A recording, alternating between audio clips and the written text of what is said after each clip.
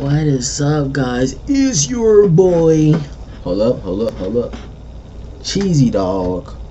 Back with another banger. And for today, Sunday, not Monday, Sunday, we gonna be watching spooky, scary stories. Wiggle. Like.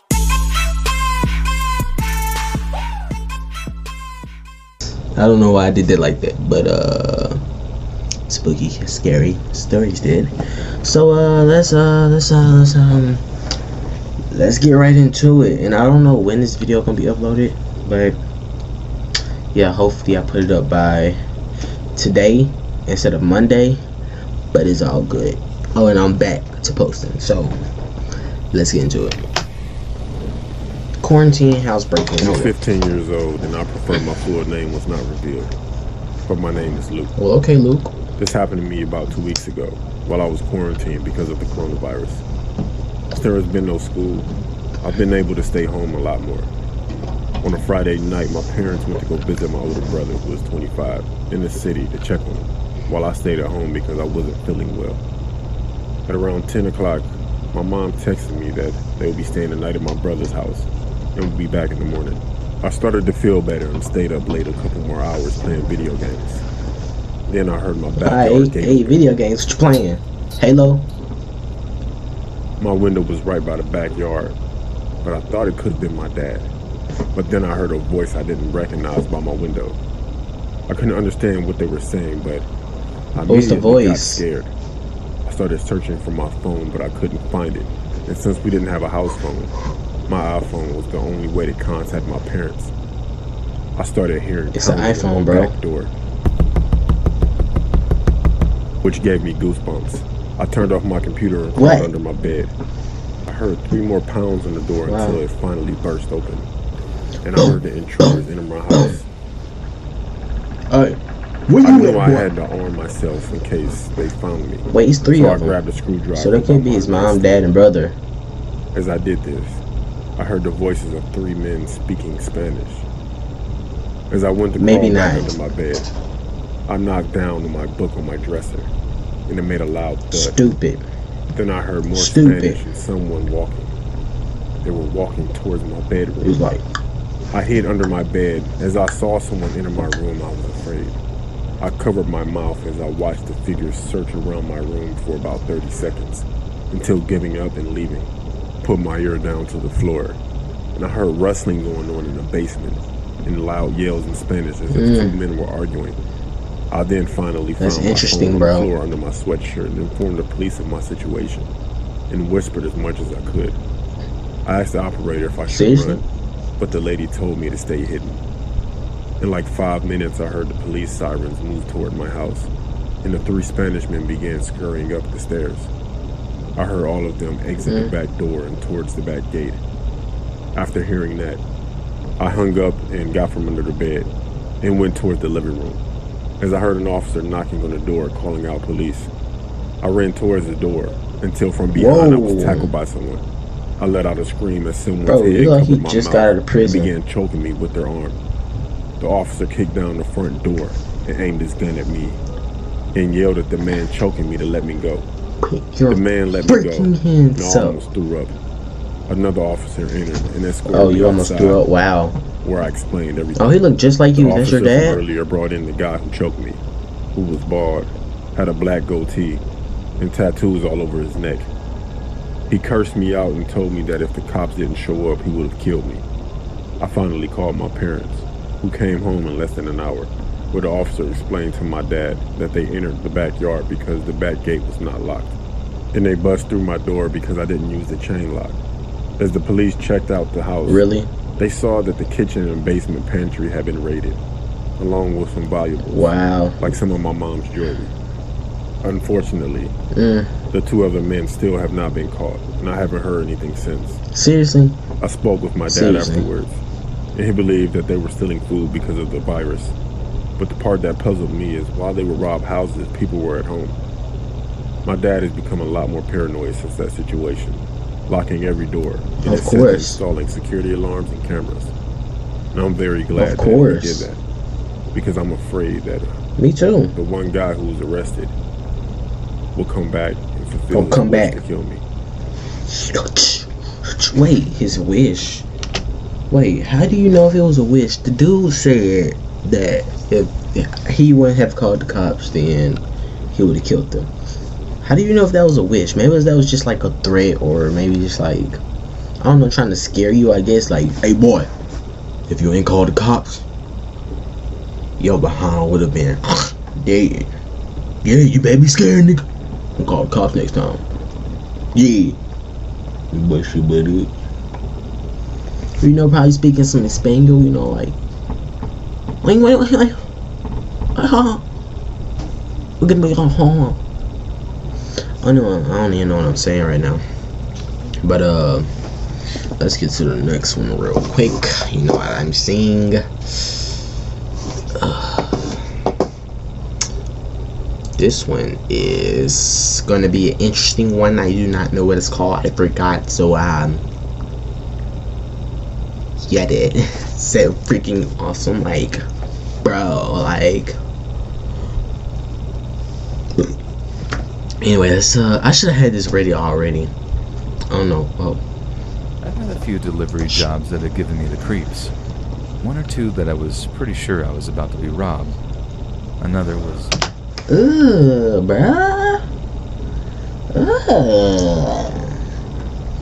Bro, what is wrong with your teeth? Why does your mouth look like that? Like I was just thinking, like, one day, he's a delivery guy, and, at the car. Bro, the dude got the mustard and ketchup ride with the mustard and relish shirt and a weird looking face. I don't know, maybe my stuff just not loading or whatever. This look weird. This look weird. Numbers unfolding in the street I was delivering to, right as I was turning onto it. But these are just occupational hazards. Yeah, it sucks, but I guess you do get over them. Only one delivery job really, truly terrified me. What was that? The only one that scares me to think about, even today. What was it? So we get an order from an address that none of us drivers had ever delivered to before. This normally causes some suspicion among us, since we're always pretty wary whenever delivering to a new address. Bro, yo, big tail in that big car, bro. Dude, how can you even fit in the car, bro? Like, bro, how can you fit in the car? Like, the dude, like, dude, like this tall. Car, like, right here, like the roof of him. This dude, hold on, it's like right here. How tall? Like, the dude's kind of ducked down to be trying to sit in it right. Like, bro, where's the steering wheel? Where's the back seat? Where is his seat? What seat is he sitting in? Seriously, bro, where is the trunk? That's what I want to know. Where's the trunk?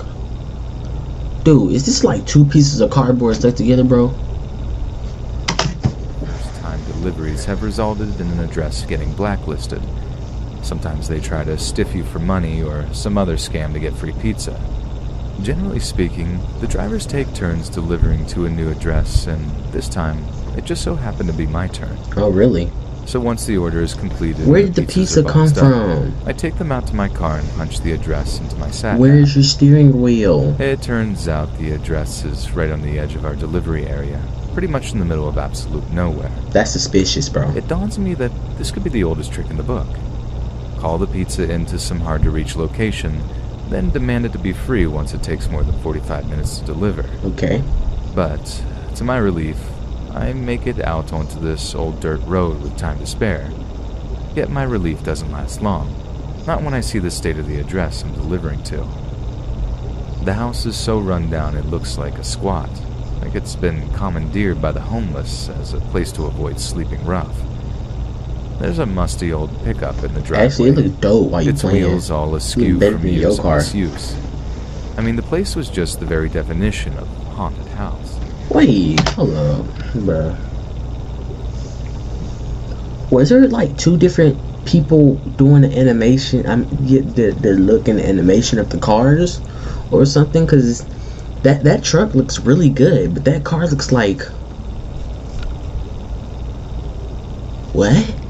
And bro, you know, okay, and on each side of the sign on the pizza truck, they're like, I don't know how to say it, but you can read it the right way. So if the pizza sign is on the right side, the P will be on the side that the A is. If it was on the other side, then the P will be on the side that P is. Bro, who the heck did this car? Like, literally, was there two different people doing these two cars? Like, that car looks good. This car looks like, huh? To say, I wasn't expecting a particularly generous tip. As I take the pizzas out from the passenger seat of my car, I start hearing this faint whining noise. My ears prick up immediately and I freeze, trying to work out just what the sound is and where it's coming from. I come to realize that it's the sound of a violin being played, but more accurately, it was the sound of a violin being played badly. Oh, it's badly, so never mind. I was about to say These something. discording noises carried on as I walked up the dirt pathway toward the porch and the front door. Bro, I would have dropped the sound pizza. of some old violin Knocking over, like, keep the money. dragged I'm gone. across dry old strings that were way out of tune. Creepy, sure, but that's not what terrified me. When I knocked on the front door, the screaming cat violin sounds ceased instantly. A few moments of silence went by before I began to hear slow, heavy footsteps growing steadily And closer. it's probably just a regular I person can't be walking through certain, the but I'm door. almost sure I heard someone breathing on the other side. These heavy, labored breaths as I waited for the door to open. The silence was broken by a metallic snap of the door unlocking before hurried footfalls sounded on the Bro, other wait. side. Someone had unlocked the door, then scampered away from it as if they were overtly skittish about visitors. What? Bro, that is hello? way too suspicious. I got your I wouldn't pizza even order open here. the door. Like I just said, I dropped the pizza right there at the I door, not remember be like, asking, feeling take the the tension pizza. rise I'm as gone. silence once again engulfed the scene. Come inside, mister. what? A Ugh. childish voice Oh, your came voice from the I'm other like, side. Come inside, mister. I wanted to just turn tail and run at this point, but returning to the pizza place without the money for the pizzas would definitely mean a verbal or written warning from my manager. I already had one for turning up late. I couldn't afford Seriously. another. Bro, So reluctantly, That's I more took important. hold of the door handle, turned it, and walked Bruh. inside. The interior of the house was bathed It's not in a darkness, violin, that's a only freaking handful of guitar. weak oil lamps to give me any sense of the layout. A figure was crouched on a nearby sofa. The old violin bro, what's with this laying next mustard to and it. relish look throughout this whole story? There's 15 on the table there, mister. Bro, The bro, person what's sounded with like a your child, but they arms? looked bigger than they should Bro, have. On the small, dusty coffee table in front of the couch, there's a You pile couldn't of just bring it to the change door? in little piles. Normally, I'd have taken issue with this, but to be honest, I was desperate to get out of there at that you point. should have hurried up. You sitting I'd here have looking taken any form around. of currency. As I stooped down to start sliding the little piles of coins into my cup palm, I started to hear the kid's labored breathing again, but I dared not look towards him. I could see its legs in my peripheral vision, and even then, I could see how unnaturally long they were. This person was not a child. Sorry about the coins, mister. I saved them up. I saved them all up to afford this treat for myself. It's all I have. I told the person not to worry in the sunniest disposition I could muster. The last thing I wanted to do at this Bro, point was y'all even upset got them. pieces. I pocketed the coins, barely having counted them. I'd come up with a difference myself if I needed to. Like I said, I just wanted to get out of there. But as I turned to leave, hastily thanking the person, I caught a glimpse of the person's face in the low light of the oil lamps. They were burned, Whoa. horribly burned up and down their arms and chest. The scarred flesh extended all the way up their face and head. Only the person's features were obscured by a small rubber mask. The mask didn't even cover up their entire face, only a small central portion that concealed their eyes, nose, and mouth. The only thing I could really make out was that the mask had a long wooden nose, kind of like the puppet Pinocchio, whose nose would grow whenever he told lies. The small carved eyes were blank. I averted my gaze from the mask and was unable to return it. It was one of the most hideously sad and scary things. Bro, what's taking you so long to walk out the door? Just as I had reached the front door, I heard that same childlike voice emanating behind me. Want to hear me play a song, No, mister? I'm gone. I'm about to bounce. Before I even had the chance to answer, to tell them I was too busy with deliveries to hang out, they had grabbed the old violin next to them and began to whine out of tune. Although the strings were almost totally out of tune, I started to make out the tune they were trying for. You know the one. No, I don't. If you go down in the woods today, you're sure of a big surprise. If you go down in the woods today, you'd better go in disguise. For every bear that ever there was will gather there for certain, because today's the day the teddy bears have their picnic. Dude, what? I was in the back of the driver's Just seat shut of my up, car bounced. before you could say, nope, I'm out. Scrambling to start the engine so I could make That's a what I'm quick talking getaway. about, bro. I don't think they had any intention It took you of way hurting too me. long. I certainly wasn't as much danger as when those idiot Crip and Blood wannabes decided to shoot it out like right in front of my car. But something about that place still creeps back into my mind while I lay there in Bruh. darkness trying to sleep. You should have done the first thing I Something said. that means You know I'll what? never, ever make another delivery there. I'll quit before I go back. Okay. Yeah. Alright. That's the end. I'm ashamed to say it, but it needs Bro, to be said. what? I screwed up on my job and a man died because of it. Not just a man I was being paid to protect. Usually it can be forgiven for making a mistake on my first job. Oh. However, when it's your first I think job it's more than protecting another one. man from outside dangers, a Alright. mistake can be the last. In retrospect, hindsight, whatever word you use, I wish I'd never agreed to taking the job. Just being a large-built man with a license to carry doesn't make you qualified to be a private It's just security. not. This all being said, I took the job. The client What was is you most likely mixing? direct- What is you mixing, bro? Porridge? No, this is my thing, bro. So I'm like really good at like drawing and stuff like that. I haven't really just messed around with animation like that, but I want to like start doing animation and stuff. Well, bro, I'm sitting here looking at this and I'm just like, I mean, it's okay, but bro, what were you doing when you were making this? Like, what's with the animation and everything, bro? Like, for real, that's just crazy. Everything is freaking. Ugh. Maybe if I discuss what happened, I can relieve myself of a small amount of this burden. However, I can assure you I know the guilt will never truly fade away. The job came out of nowhere. Mike, a close friend of mine, had been a bodyguard on and off for Really? years. He made it clear that job... Ugh. Is she wearing a toupee? And you got bushy eyebrows?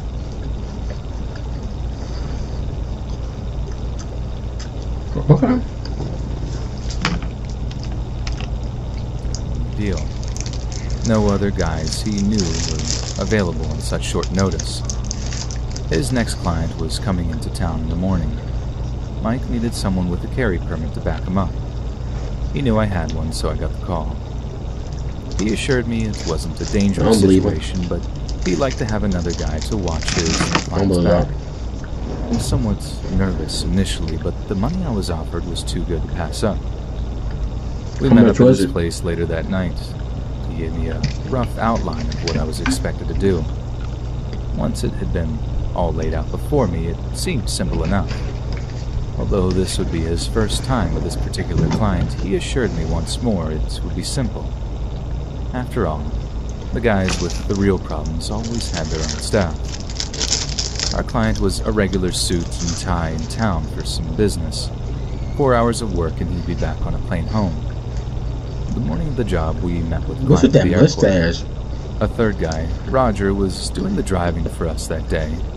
He's a retired SWAT officer who picked up the occasional driving job for Mike. He'd had a boatload of training in evasive maneuvers while he was in the Army. Plus, he could be a third gun in an emergency. He drove us to the client's first appointment, and everything was going well. From what I could make out, the dude was a wholesale jeweler out of London. Stuff didn't really start falling apart until we were leaving the second place. As we exited the jeweler's store, I noticed a sketchy-looking, possibly Middle Eastern guy. He was standing in front of the place next door. When he noticed us leaving, he pulled a knife from his pocket and ran towards us. Before he could get anywhere near us, I instinctively moved toward him. He turned and ran, and I foolishly gave chase. I'd gotten somewhere around 30 yards and heard a barrage of gunshots behind me. I turned around just in time to see Mike go down. The client was already on the ground and wasn't moving.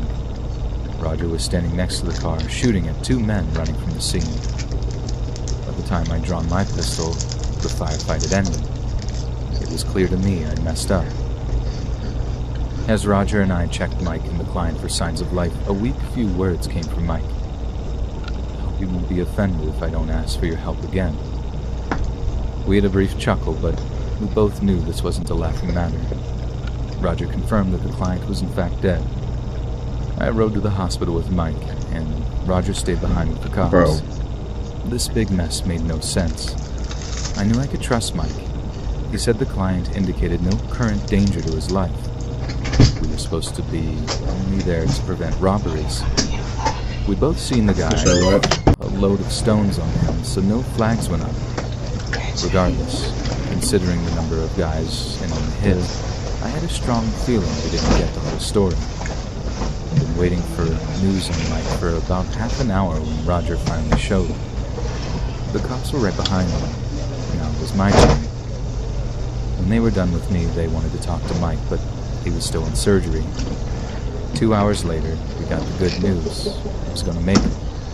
But he'd be in the hospital for the next week at the least. For the next 9 days, I stayed at his side. It was the least I could do.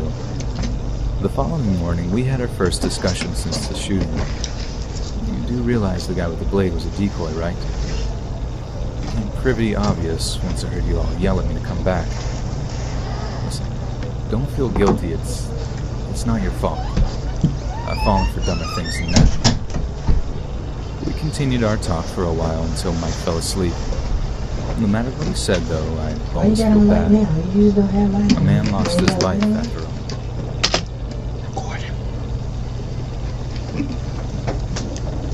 Detectives showed up later that day and pumped him for any new info, but Mike had none. Mike was released 8 days later. Neither of us heard anything new until Roger called Mike 5 days later with some inside information he'd gotten from his pals.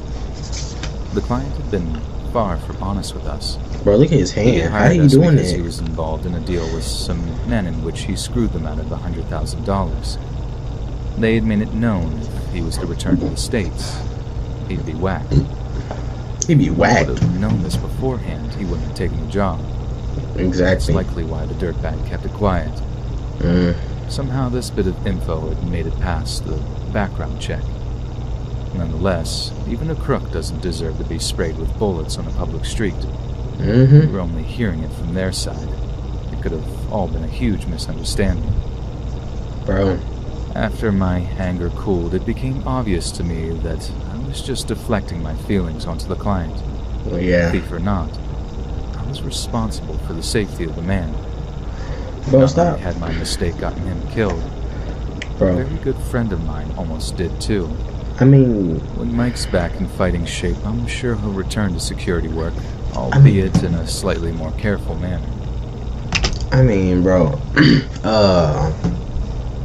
Yeah, I mean, it kind of is your fault, dude, but like, bro, just stop. Just, I don't, here's the thing, bro. The dude he started running after y'all tonight. As soon as you ran after him, the dude ran away from you. As soon as the dude started jogging the other way, bro, you should have turned around and stayed where you was. I mean, like, it wasn't really just gonna be like it were. I mean, you didn't even catch him. You didn't. You still ran out for him, but you didn't even catch him. The dude y'all was protecting died. I think. Yeah, died or got hurt, whatever you want to call it. And then your friend got hurt. Like, bro, just. I mean, yeah, it kind of is your fault, but just stop. Just stop, bro. Like, that's crazy. Just glad he's still kicking. I hope he gets someone in the future far more competent than myself when it comes to me. What's with that shirt? Like, for real, bro. What's with that shirt under your jacket? Like, bro. That shirt go all the way. That shirt, hello. That shirt go all the way up here, bro. That's not no freaking no Nick shirt or nothing like that. This thing go all the way up here, bro. That's not a shirt. It should. That should go all the way up there. I've never in my life seen a freaking button-up shirt that goes all the way up here, bro. That's crazy. That's crazy. No, I think this thing anyway. I think I'll stick to construction. It appears to be a whole lot safer. Bro, you also a little bit too scrawny to be doing this too. With your friend with them big shoes on. You a little bit too scrawny to be doing this, homie. Hold up. Like, bro, that was 27. Bro, that was 27 minutes. Bro, what? That's crazy. That's crazy, bro. Crazy. Anyway, though, like I was saying, bro, that's you probably should have picked. Bro, what the heck is this doing? Bro, hold up. Okay, there you go. Anyway, like I was saying, dude. Like I was freaking saying, dude. You probably should have picked like a different job or something, like a better one, like YouTube. You know what I'm doing, bro? Got the YouTube. Oh, okay. 379. Wait. Give me a sec. Let me see.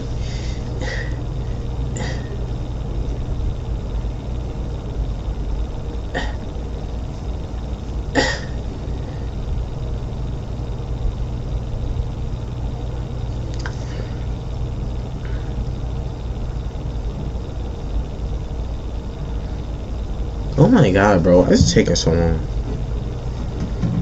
Why? Oh, baby, why?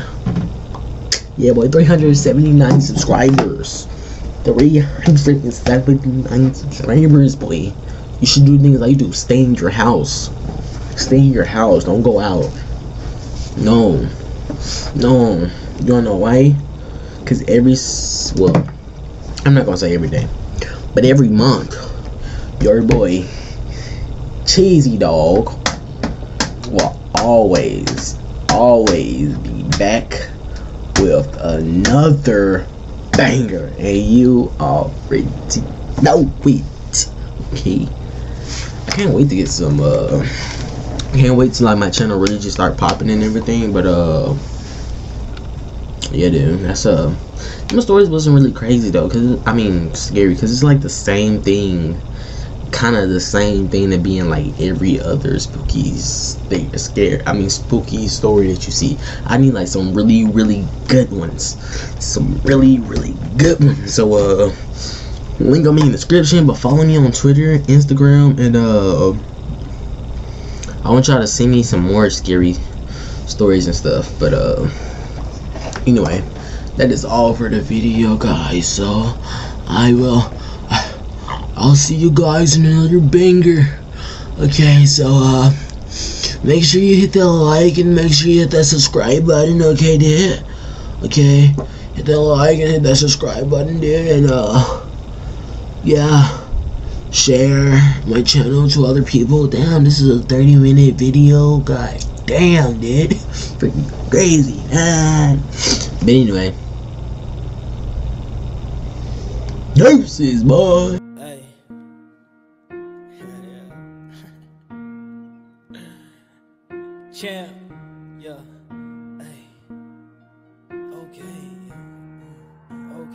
I knew this bitch. Yes, I did. You know her too. Yeah.